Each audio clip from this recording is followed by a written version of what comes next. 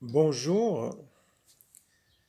Eh bien, aujourd'hui, on va continuer sur les facteurs de la variabilité génétique dans le cadre du chapitre sur la génétique des populations. Donc, pour rappel, nous avons quatre facteurs de variabilité génétique des populations, à savoir les mutations, la sélection naturelle, la dérive génétique et la migration. Donc, jusqu'à présent, nous avons vu le premier facteur, à savoir les mutations. Aujourd'hui, on va donc aborder le deuxième facteur, à savoir la sélection naturelle. Donc, vous avez la séquence 4.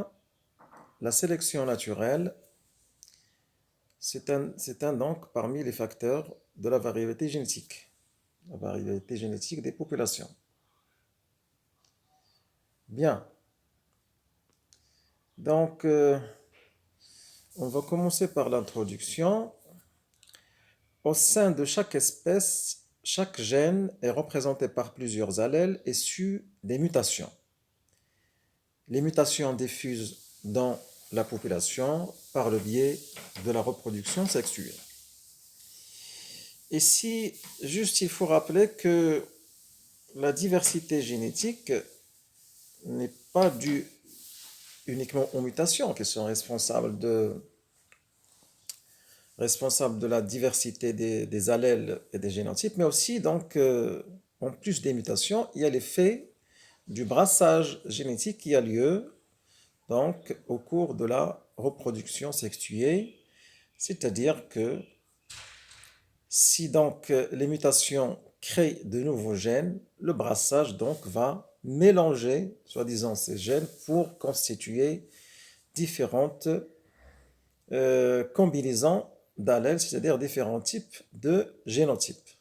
Donc, il y a une interaction entre l'effet de mutation et l'effet du brassage. Et lorsqu'on parle du brassage, eh bien, cela veut dire le brassage intrachromosomique qui a lieu au cours de la méiose et le brassage interchromosomique qui a lieu au cours de la méiose, aussi au cours de la méiose et aussi au cours de la fécondation.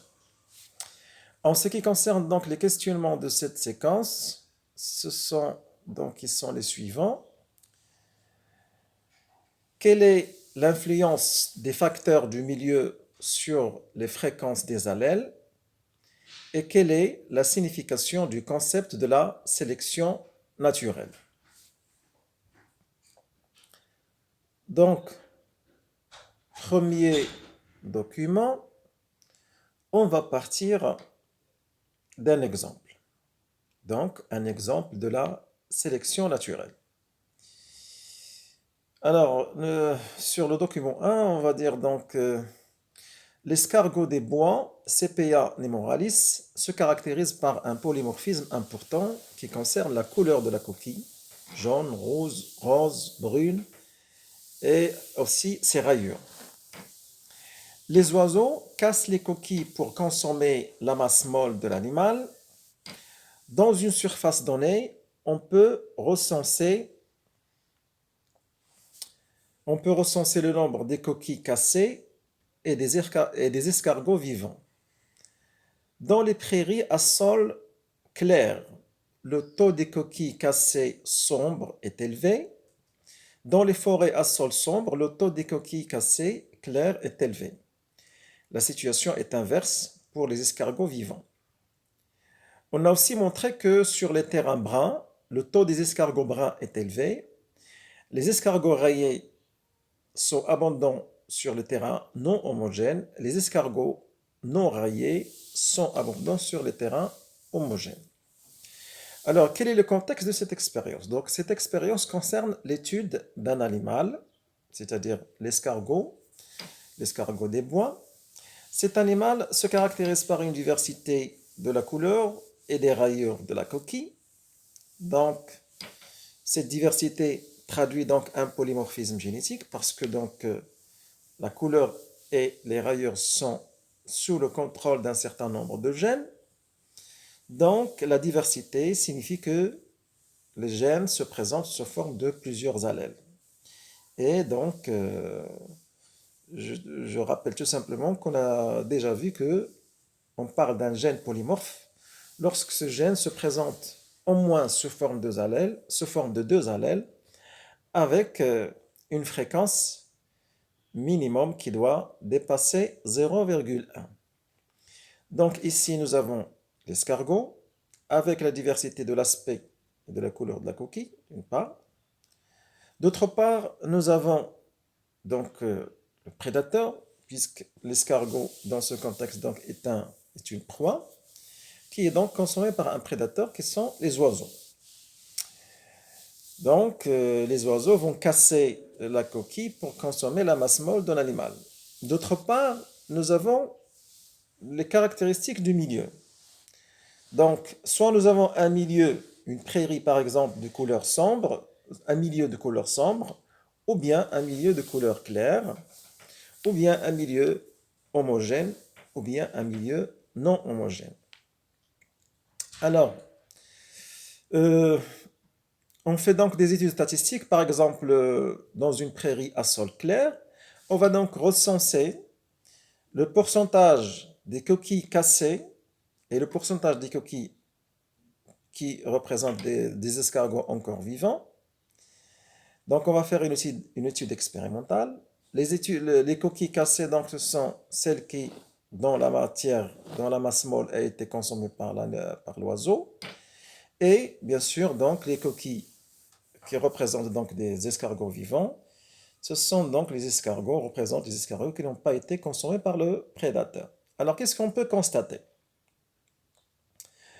On peut constater tout simplement que si il y a un contraste entre l'aspect ou bien la couleur de la coquille et l'aspect du milieu, s'il y a une différence, alors l'animal va être facilement repéré par le prédateur et dans ce cas-là, donc si on prend par exemple des coquilles sombres sur un substrat clair, eh bien on va voir que si le substrat est d'aspect clair, les coquilles sombres vont être, donc les escargots dont les coquilles sont sombres, vont être statistiquement consommés plus que les escargots qui ont une coquille claire.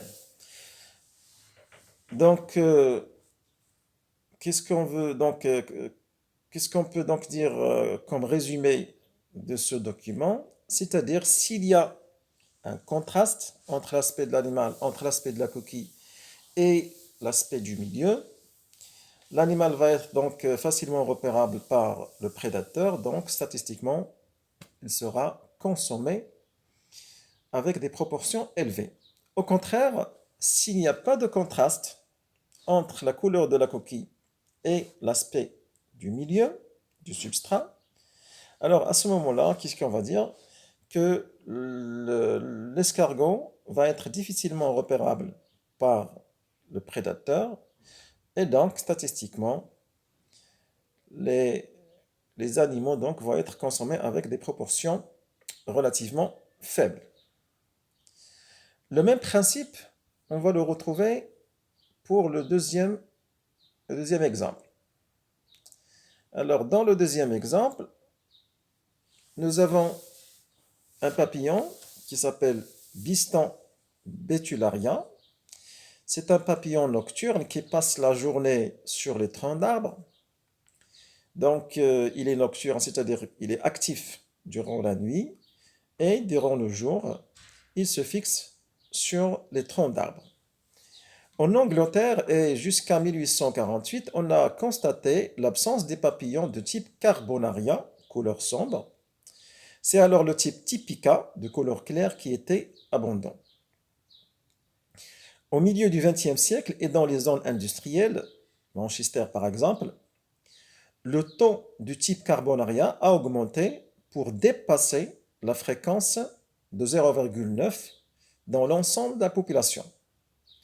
Dans les zones rurales, c'est le type Typica qui est encore abondant. La couleur de ce papillon est contrôlée par un gène qui se présente sous forme de deux allèles. un allèle grand A dominant responsable de la couleur sombre et un allèle petit a récessif responsable de la couleur claire. C'est pour cela que les génotypes grand A, petit a et grand A correspondent à la couleur sombre, alors que le génotype petit a correspond au phénotype couleur claire. Eh bien, toujours donc dans ce contexte, donc pour situer un petit peu donc l'objectif de cette étude, on a donc trois éléments. Il y a d'une part le papillon qui a soit une couleur sombre, soit une couleur claire, et cette couleur, elle est donc sous le contrôle d'un gène qui se présente sous forme de deux allèles, grand A et petit a. Grand A, couleur sombre, dominant, et petit a, couleur claire, récessif. D'autre part, on a les troncs d'arbres. Alors, les troncs d'arbres, il y a une variation de l'aspect des troncs d'arbres en fonction, d'une part en fonction du temps, et d'autre part en fonction de l'espace. En fonction du temps, c'est qu'avant l'ère industrielle, c'est-à-dire il n'y avait pas de pollution, les troncs d'arbres donc avaient un aspect clair. À partir de l'ère industrielle, et vu donc la pollution causée par les usines, etc., les arbres donc ont pris un aspect sombre. Mais, donc ça c'est la variation en fonction du temps. En fonction de l'espace, c'est-à-dire dans les zones industrielles, donc la transformation de la couleur des troncs d'arbres du clair vers le sombre, elle s'est effectuée dans les zones industrielles, donc sous l'effet de la pollution. Alors que dans les zones, comment dirais-je, dans les zones rurales, les troncs d'arbres donc ont conservé leur aspect original, c'est-à-dire ils ont conservé leur aspect clair. Donc ça, c'est en ce qui concerne les troncs d'arbres. Et puis, l'animal donc, qui passe, puisqu'il est actif la nuit, donc il est inactif durant le jour, donc il passe le jour collé sur les troncs d'arbres. Donc il y a une relation entre donc la couleur du tronc d'arbre, la couleur du papillon et le prédateur donc qui va consommer les papillons. Ce sont donc les prédateurs, ce sont les oiseaux. Alors ici donc on va appliquer le même principe, c'est-à-dire s'il y a un contraste entre la couleur du papillon et l'aspect du tronc d'arbre, l'animal sera donc, la proie sera facilement détectable et repérable par le prédateur qui est l'oiseau, et donc il sera consommé statistiquement avec des proportions élevées. Au contraire, s'il n'y a pas de contraste entre la couleur de l'animal et l'aspect du tronc d'arbre, eh bien, il y aura donc une sorte de camouflage, et donc l'animal sera consommé statistiquement avec des proportions relativement faibles. Eh bien, c'est ce qu'on peut donc, en partant de ce principe, on peut donc comprendre ce que nous avons ici au niveau de ce tableau. Alors, au niveau de ce tableau, donc nous avons le phénotype du papillon, soit le type typica d'aspect clair, ou bien carbonaria d'aspect sombre. Et on a donc les résultats des études statistiques à propos des pourcentages des papillons consommés. Donc, dans les zones industrielles, le pourcentage des formes dans la population. Donc, dans les zones industrielles, puisque les troncs d'arbres sont d'aspect sombre, alors les papillons qui sont les plus nombreux, ce sont ceux d'aspect sombre, c'est-à-dire le type carbonaria, qui sont représentés donc statistiquement par un pourcentage de 89%, alors que les papillons clairs sont représentés uniquement par 11%. Et les pourcentages, donc, c'est l'inverse. Donc, ce qu'on a dit pour l'abondance, c'est l'inverse par rapport aux papillons consommés. Donc, toujours dans les zones industrielles, ce sont les papillons clairs qui sont les plus consommés, donc avec une proportion de 74%. Et ceux qui sont moins consommés, ce sont les papillons carbonaria, de type carbonaria de couleur sombre, qui sont consommés uniquement avec une proportion de 26%. Donc, ceci confirme donc la règle que nous avons vue, c'est-à-dire, si donc les troncs d'arbres sont sombres, les papillons de couleur sombre sont plus abondants puisqu'ils sont moins consommés. Plus abondants, 89%, parce qu'ils sont moins consommés, seulement 26%. Et toujours dans les zones industrielles où on a donc des troncs d'arbres de couleur sombre, les papillons clairs sont les moins abondants, 11%, parce qu'ils sont plus consommés, 74%. Et le même principe, on peut donc l'appliquer aussi dans les zones rurales, là où il y a donc des troncs d'arbres qui sont d'aspect clair. Donc, les papillons qui sont les plus abondants, ce sont ceux qui sont capables de se camoufler, c'est-à-dire ceux d'aspect de couleur claire, donc le type typica, qui sont représentés donc statistiquement avec une proportion de 76%, alors que ceux qui sont moins abondants, ce sont ceux qui ont un contraste, c'est-à-dire ceux qui ont une couleur sombre, qui sont représentés uniquement par 4%. Et on va dire l'inverse à propos des pourcentages des papillons qui sont consommés. Donc, toujours dans les zones rurales, je rappelle donc dans les zones rurales, les troncs d'arbres sont d'aspect clair. Donc, les papillons qui sont les plus consommés, ce sont les papillons de couleur sombre, qui sont donc représentés par une proportion de 86%. Donc, parmi ceux qui sont consommés, alors que qui sont capables de se camoufler sont moins consommés, c'est-à-dire ils sont consommés avec une proportion seulement de 14%. Donc, à partir de ces deux exemples, c'est-à-dire l'exemple du document 1, l'exemple de l'escargot, et l'exemple du document 2, c'est-à-dire l'exemple du papillon Biston butularia, on peut donc déduire ce qui suit. Donc, c'est comme si donc on va mettre une sorte de définition pour ce que c'est que la sélection naturelle. Donc déjà, à partir de ces exemples, qu'est-ce qu'on va dire? Eh bien, à partir de l'exemple 1 et 2, à partir de l'exemple 1 et 2, on peut déduire ce qui suit. S'il y a un contraste entre l'aspect du milieu et la couleur de l'animal, eh bien, l'animal va être facilement repérable par le prédateur, donc il aura des faibles chances de survie et de reproduction. Pourquoi? Parce qu'il sera donc consommé avec des proportions élevées. Et puisque l'aspect de l'animal, c'est-à-dire sa couleur, elle dépend d'un certain nombre de gènes et d'un certain nombre d'allèles, donc un certain nombre de gènes qui se présentent sous forme d'un certain nombre d'allèles, alors on va dire que les fréquences des allèles en question, dans ce cas-là, diminuent avec le temps, c'est-à-dire au fil des générations.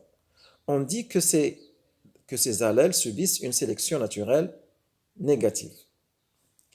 Au contraire, si il n'y a pas de contraste entre la couleur de l'animal et l'aspect du milieu de vie, s'il n'y a pas de contraste, eh bien, qu'est-ce qu'on va dire? L'animal,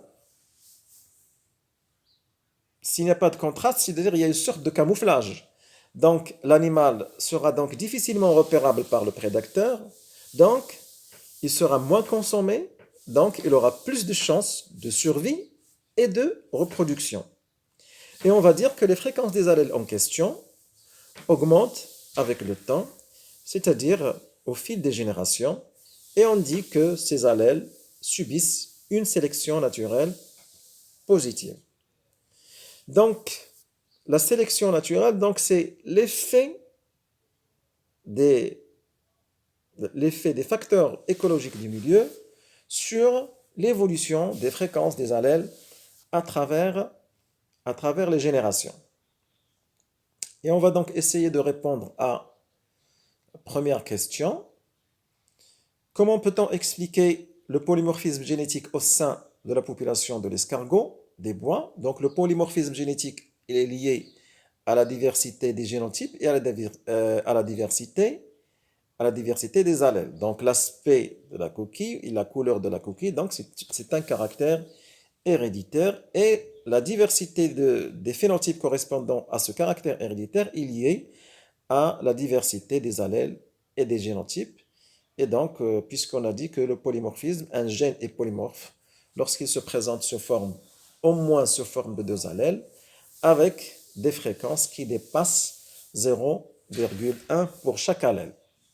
Donc, comme réponse à la première question, on va dire le polymorphisme génétique au sein de la population de l'escargot des bois est dû à la diversité des allèles et des génotypes liés aux gènes responsables de la couleur de la coquille.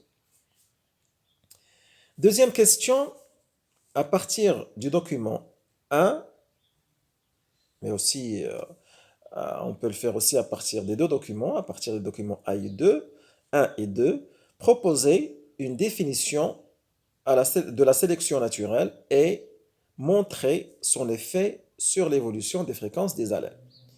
Eh bien, la définition de la sélection naturelle est la suivante.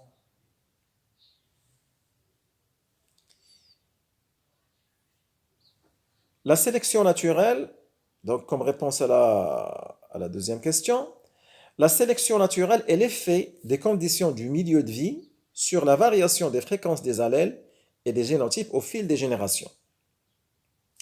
Si un allèle, ou plusieurs allèles, si un allèle procure à ses porteurs des chances relativement élevées de survie et de reproduction, alors la fréquence de cet allèle augmente au fil des générations.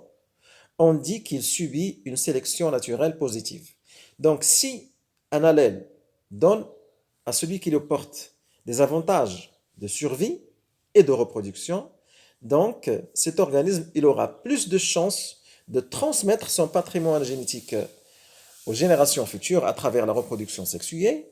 Donc la fréquence de l'allèle va avoir donc une tendance à une augmentation en fonction du temps, c'est-à-dire au fil des générations. À l'inverse, si un allèle donne à ses porteurs des chances relativement faibles de survie et de reproduction, alors la fréquence de cet allèle diminue au fil des générations et on dit qu'il subit une sélection naturelle négative.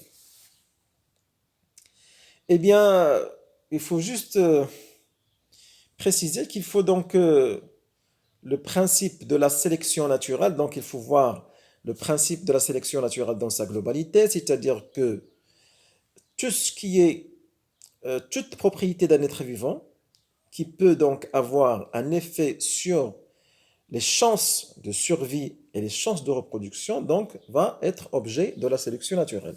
Ces propriétés, donc, ça peut concerner des propriétés morphologiques, anatomiques, physiologiques, biochimiques, comportementales, etc. Donc, toute propriété d'un être vivant qui puisse donc soit augmenter, soit diminuer les chances de reproduction et les chances de survie et les chances de reproduction d'un être vivant, eh bien, donc, ils sont l'objet de la sélection naturelle. Et ces propriétés elles-mêmes, donc, sont liées au patrimoine génétique, donc au génome de l'animal. Donc, la sélection naturelle, c'est une affaire donc d'une interaction entre le génome et les conditions écologiques du milieu de vie. Le tableau suivant, il nous montre la variation dans les régions industrielles. Il nous montre la variation, donc on va revenir à la couleur du papillon. Donc, ce tableau, il nous montre l'évolution de la fréquence de l'allèle grand A, responsable de la couleur sombre du papillon, dans les zones industrielles, c'est-à-dire dans les zones où on a les troncs d'arbres sont devenus sombres sous l'effet de la pollution. Eh bien, ce tableau, il nous montre donc la variation de la fréquence des deux allèles, l'allèle grand A dominant responsable de la couleur sombre et l'allèle petit a récessif responsable de la couleur claire. Donc, la fréquence, l'évolution de la fréquence entre 1848 et 1948. Alors, pour l'allèle A, responsable de la couleur sombre, vous allez donc voir ici 0, 0, 0,03, 0,45, etc. jusqu'à 0,96. Donc, c'est à peu près 1. Et pour l'allèle petit a responsable de la couleur claire, donc on a une évolution inverse de 1 jusqu'à 0,04, donc une forte diminution. Bien, donc bien sûr dans les zones industrielles. Alors ici, la question nous demande de transformer le tableau du document 3 en un graphique et préciser à travers son analyse l'effet de la sélection naturelle. Alors, qu'est-ce que vous pouvez constater au niveau de ce graphique? Eh bien, ce graphique, il nous présente donc la variation de la fréquence des deux allèles. Donc ici, vous avez la courbe de couleur bleue. Elle représente la fréquence de l'allèle grand A, responsable de la couleur sombre. Donc, comme vous pouvez le constater, donc il y a une augmentation très importante entre 1848 et 1948. Donc, puisque la fréquence, ça tend vers 1, c'est-à-dire, on va dire que la population a tendance à fixer l'allèle grand A, c'est-à-dire un allèle qui est fixé, donc c'est un allèle dont la fréquence tend vers 1. Au contraire, l'allèle petit a, donc la courbe rouge, l'allèle petit a responsable de la couleur claire du papillon, donc il a diminué. Pourquoi? Parce que un papillon de couleur claire, lorsqu'il se dépose sur un tronc d'arbre de couleur sombre, il sera facilement repérable par le prédateur qui sont les prédateurs qui sont les oiseaux. Et donc, ce sont des papillons qui ont, à chaque génération, ils ont des chances relativement faibles de reproduction, de survie et de reproduction. Et la conséquence, donc, au niveau de la structure génétique de la population, c'est que leur fréquence va diminuer contre l'augmentation de la fréquence de l'allèle responsable de la couleur sombre. Donc, comme réponse à la troisième question, on va dire ce qui suit. Le graphique ci-contre montre l'évolution des fréquences respectives des deux allèles chez les papillons, l'allèle responsable de la couleur sombre grand A et l'allèle petit a responsable de la couleur claire. Vu que dans les zones industrielles, les troncs d'arbres sont devenus sombres, les papillons de couleur sombre ont plus de chances de survie car ils sont difficilement repérables par leurs prédateurs. C'est-à-dire qu'il y a un camouflage. Les prédateurs sont les oiseaux. L'allèle responsable de la couleur sombre, grand A, va donc subir une sélection naturelle positive, d'où l'augmentation de sa fréquence entre 1848 et 1948. C'est ce qu'on a vu donc au niveau du graphique. Au contraire, les papillons de couleur claire, lorsqu'ils se fixent sur les troncs d'arbres, sont facilement repérables par les prédateurs. Ils ont donc des chances relativement faibles de survie et de reproduction. On dit que l'allèle responsable de la couleur claire, petit a, il a subi une sélection naturelle négative, d'où la diminution de sa fréquence au fil du temps, c'est-à-dire au fil des générations. Voilà donc la sélection naturelle, donc c'est une affaire d'interaction entre le génome et le milieu de vie, c'est-à-dire les conditions sous, soi-disant, la pression de la sélection naturelle, qui peut être positive pour certains allèles et négative pour d'autres allèles. Donc, cette pression de sélection va provoquer donc une modification de la structure génétique de la population en fonction du temps, en provoquant donc soit donc l'augmentation de la fréquence de certains allèles, ou bien la diminution de la fréquence d'autres allèles. Les allèles dont la fréquence va augmenter, ce sont les allèles qui donnent des avantages de survie et de reproduction aux organismes qui les portent. Et les allèles qui vont subir une sélection naturelle négative, ce sont les allèles donc, qui diminuent pour les organismes qui les portent, qui diminuent les chances de survie et de reproduction. Donc, sur ce schéma-là, donc on va terminer donc sur ce schéma qui ne rappelle, donc qui ne précise que la sélection naturelle, c'est une affaire donc d'une sorte d'interaction entre le génome et le milieu de vie. Voilà, donc merci et portez-vous bien.